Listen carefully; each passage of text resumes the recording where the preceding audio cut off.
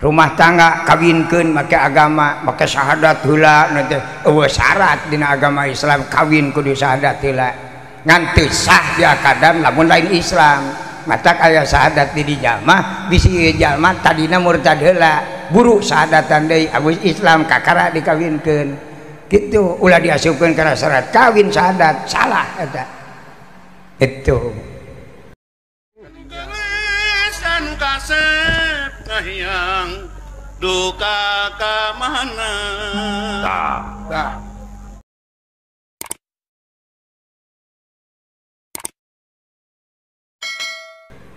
maka syahadat heula ngumpulkeun para kiai ustad ajengan bantuan ku pemerintah ti pihak penghulu ongko 4 poe tetes dikawinkeun para sea we ka ituna teh tah eta kawin boga ganjaran ibadah sunat pasea mah geus pijurikeun di wae eta jelema berarti hayang ka sawarga ongko hayang ka neraka ongko itu ka masjid poe Jumaah isuk-isuk tuliskeun ku malaikat geuk calik di masjid balik pangheulana kok kana senal ustad Jumatan amal hade ka sawarga tapi maling senal ustad pinarakaeun eta jelema hayang ka sawarga ongko hayang ka neraka ongko salat ongko gapleh ongko zakat ongko maling ongko tak eta jelema anu hayang duanana eta matak jelega jagana ge di alam akhirat teh nu ka sawarga nu ka neraka sesana mah kalacing alabring kokalere ka kidul ka neraka sieun ka sawarga weuh modal bisa ka sawarga bisa tapi kudu aya nu mantuan itu lamun bahasa pemerintah di desa mah ngajukeun proposal supaya anggeus bangunan lamun dina agama mah ngajukeun syafaat da urang Islam teh kok ngariung entong-entong anu maca salawat entong rajaban muludan dinu tahlil weh nginget-nginget jelema paeh duana iwati ngajukeun proposal muga-muga we sing kenging syafaat naon syafaat teh bantuan ngan urang Islam nu butuh ku bantuan wae mah ngan hayang dibantuan bantuan ka batur mah tara mah sulit nya sa hayang dibantuan wae itu kana naon kana muga-muga sing kenging syafaat muga-muga sing kenging syafaat lamun jalma ngasebutkeun muga-muga kenging syafaat jalma miskin we itu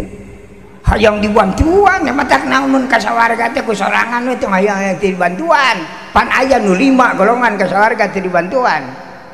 nu beunghar ulama haji nu mati syahid murang kalih pupus teh acan dewasa eta teh dibantuan jadi mampu geuning batur gitu nah urang meni hayang dibantuan beri jeung jarak keneh tak kitu lagi sadaya ngan urang sadaya lamun ningali kana modal pisawargaeun asana luah kieu ditingali tina bidang itu tina bidang ieu teh asana moal mampukeun keur ongkos ka sawarga teh aya deui iwati ngarep-ngarep bantosan syafaat hukumna Allah ngadamal jalma ti zaman Kangjeng Nabi Muhammad nepi ka poe ieu bahkan nepi ka kiamat teu aya 2 anu izin Allah taala mantuan kana kasusah jelema iwati Kangjeng Nabi Muhammad sallallahu alaihi wasallam kan hiji-hijina Pak nepi ka akhirat teh nu bisa mantuan teh matak umat Islam nyedek ka jelema eta hiji Kangjeng Nabi lahir peringati sugane urang ka aku itu nikah diperingati diparas dicukur diperingati hijrah ke Madinah diperingati diisrokeun dimirajkeun diperingati sugan ai urang seringnya emut ka anjeunna mah anjeunna ge bakal emutkeun ka urang pentingna di mana urang mogok engke sabab diemut-emut ke urang naon modalna urang ka sawarga sedengkeun urang alim ka neraka hayang ka sawarga mun teu aya nu mantuan jelas urang mah moal nepi ka sawarga ku syariat hasil karya itu urang boga sawah 50 bata tujuan hayang meuli kapal dijual jeung jagatna ge alasan paling menang lapna tapi keukeuh hayang kabeuli kapal untung aya nawaran presiden itu saur presiden bisa ranjeun boga kahayang heug teu mampu menta duitna kaing itu di kami mantong tong duit citakan ge boga cek presiden mata urang ngajukeun proposal bongan ditawaran Allah ge sarua itu cek Allah bisa aranjeun kabeh barokah kahayang di alam dunya menta ka kami entong duit paeh di aing mah aya cek Allah mata batur ge loba nu dipaehan nu hayang gitu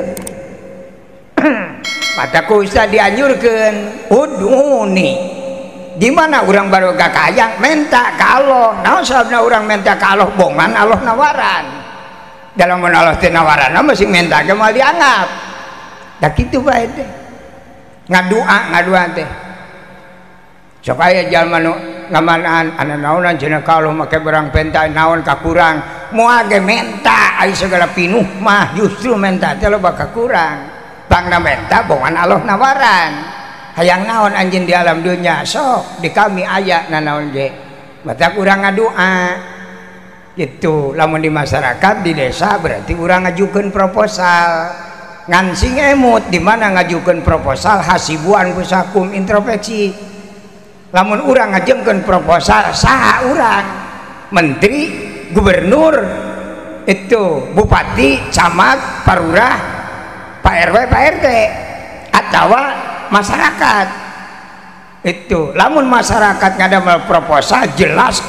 ka presiden lila sabia proposal paling nepi ke RT mun RT na teh nyapa urang nitipkeun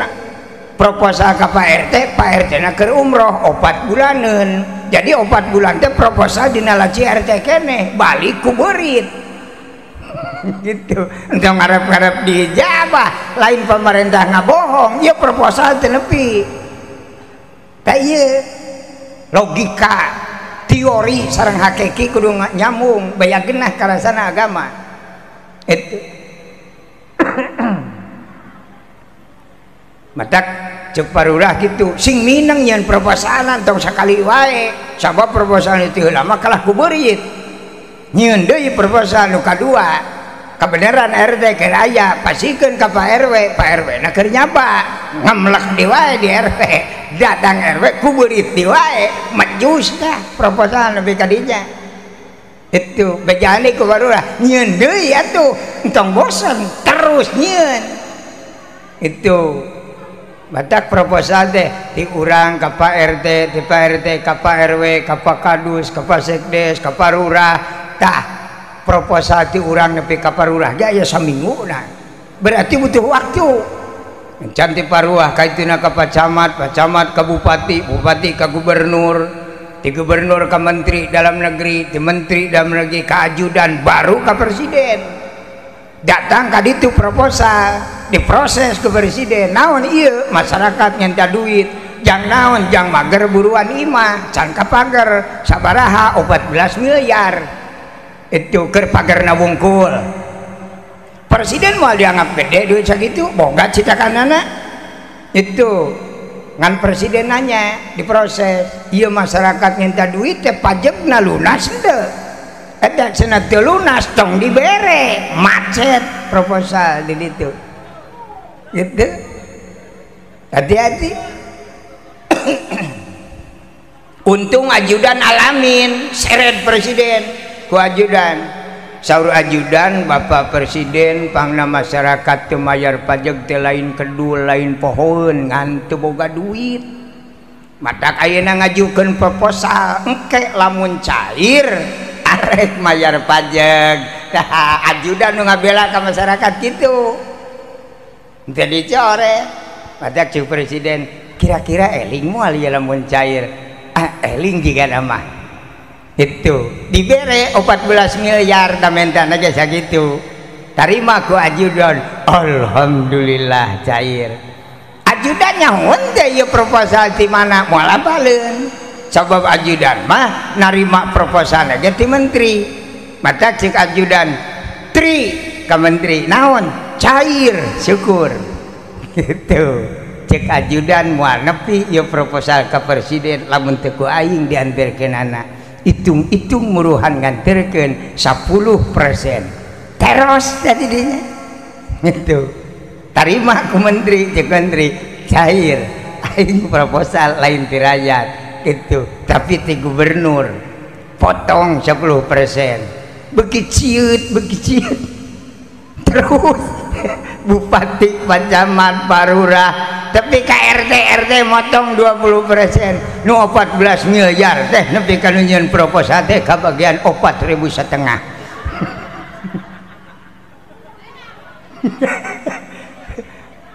ngajukeun proposal ayeuna 5 tahun kakarek datang 4.500 lumayan urut ngagentian meuli balpen menta teh ongkosan bisa gitu ya untung ya tah kana agama ge kitu Pak cek alo uni sok marenta buka kayang maka kami ngan di mana urang maca Allahumma saha urang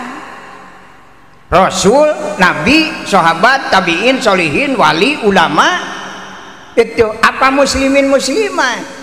taruhlah muslimin muslimat jelema kokore itu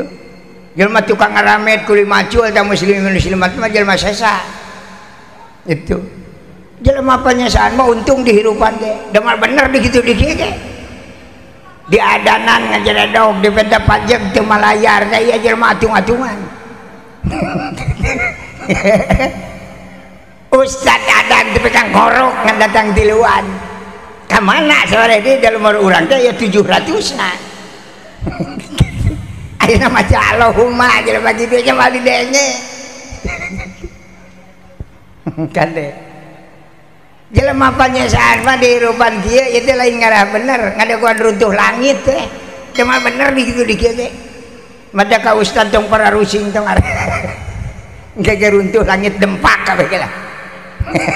karena datang pusing ka RT nagihan pajak geus kieu jelemana nyieun ge teu mararagating teu gitu mata kitu jelemana ge untung teu nyarengsol oge jelema nyieun kapaksa tuh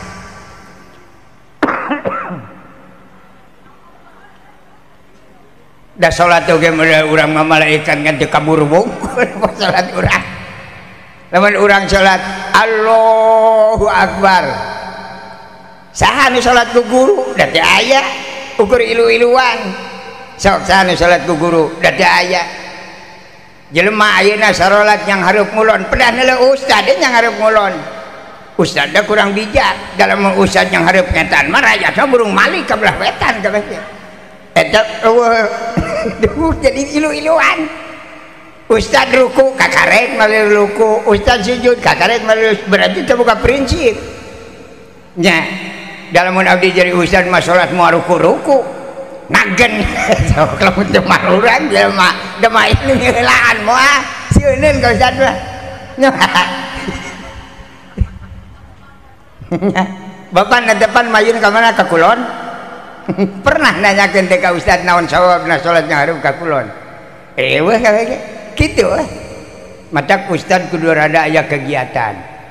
itu cobi malik kakaler sakapeun wah burung marilu kumaha getan nu bodoh mah kumaha ustad gitu da moal nanyakeun masih nyaharep ngetan ge paling-paling ada ustad ge nyaharep ngetan gitu lapor atuh teh nya mata kanu ngaku muslimin muslimat jeung ustad boga kayang mah cenah ngadua we ka Allah deluk teh urang ngadua teu kontrol urang saha Allahumma barang dibaca Allahumma teh Pak ieu doa teh lain ka Allah kalah mulek we dina tuur pupuihan doa teh ngarendah jabatanana saha nu apaleun kana eta doa RT lamun dina logika lamun dina hakiki anu apaleun kana Allahumma sepuh urang netos ngantunkeun da sepuh urang netos ngantunkeun mah Allahumma teh katingali bentukna saur sepuh urang uluh itu doa anak aing kalah pupuihan kitu tewa ku sepuh urang Pak doa teh ku sepuh urang oge kedul tadi nah mamawa doa urang teh berat kalah titajong jukuk titajong celang doa tubruk ku aki urang RW saur aki urang nini urang terus aya di alam baja itu doa injo aing kalanganan kalah nek balik deui tewa itu ku bapak ku aki ku nini buyut bao jangan wareng udeg-udeg ka kai ciwur bedegul we ka itu malah bingung itu nya nepi kana bedegul we tingali kana sejarah doa orang Indonesia mah lamun ditingali kana sejarah mentong teu aya turunan kaituna naon sababna Indonesia tadina agamana Hindu jeung Buddha Islam anyar jadi agama orang Indonesia mah tadina agamana Hindu Buddha jelas Islam teh nyambung jeung Hindu jeung Buddha kalah nek balik deui kalemur ieu doa teh geus menang bangga-bangga mamawa turunan urang teh kalah nek balik deui ka RT wal aslu qawiyun balik kana asal ceuk ilmu ti saha ieu jalma terangna Allahumma guru urang turun tangan saur guru urang ulu itu doa ti aing teh kalah nek balik deui tewaku guru paguru ngabelaan eta ilmu di mana sumberna nu ujungna dugi kana tingkatan ulama lepas ku ulama ku solihin lepas tewa ku tabiin lepas tewa ku sahabat lepas tewa ku Kangjeng Rasul kakara ku Kangjeng Rasul dikaallohkeun itu saur Kangjeng Rasul assalamu alaina wa ala ibadillahi sholihin tak ieu teh nganepikeun doa urang Pak kalimat ieu teh assalamu alaina wa ala ibadillahi sholihin Kangjeng Rasul ngabelana nepi ka Allah Gusti itu umat abdi peryogiun ku rahmat Gusti dijawab ku Allah cek Allah assalamu alaika ayuhan nabiyyu wa rahmatullahi wa barakatuh apa geus dikaanjeunkeun rahmat kami keberkahan kami keselamatan kami tepan geus dianjeun Kangjeng Nabi sadidal haya iwat tawadu DP rendah diri tara kumagungan tara gumaingan tara boga rasa pinter itu rendah diri saur Kangjeng Rasul sumuhun Gusti rahmat Gusti teh aya di abdi tapi panu kagungan nama Gusti ta eta Kangjeng Rasul teh di Islam teh aya eta pimpinanana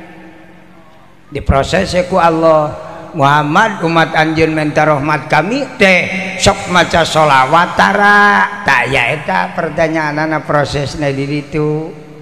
saur Kangjeng Rasul tara Gusti tong dibere macet Allahumma di ditu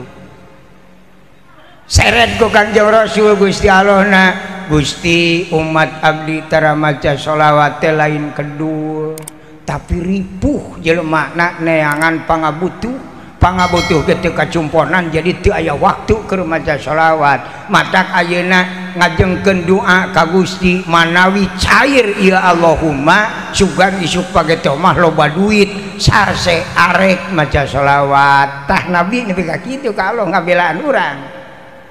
itu ceuk Allah kumaha anjeun Muhammad darahmat teh geus aya di anjeun itu bade dipasihane Gusti kakara doa urang teh dikabul ku Allah ngutus malaikat Mikail itu ceuk Allah pangantirkeun tu rahmat kami ka urang parigi karunya nongeng beuti tadi wat geus hideung tarang ge ngadoa ka kami sok bere ladang hideung tarang gitu untuk dipengkol-pengkol kali tadi bisi loba nu motong matak turun langsung malaikat matak lamun minta 1000 utuh bakal 1000 sabab aya petugas khusus di ituna datang ke alam dunya teh nu maca Allahumma teh geus 3 tahun pae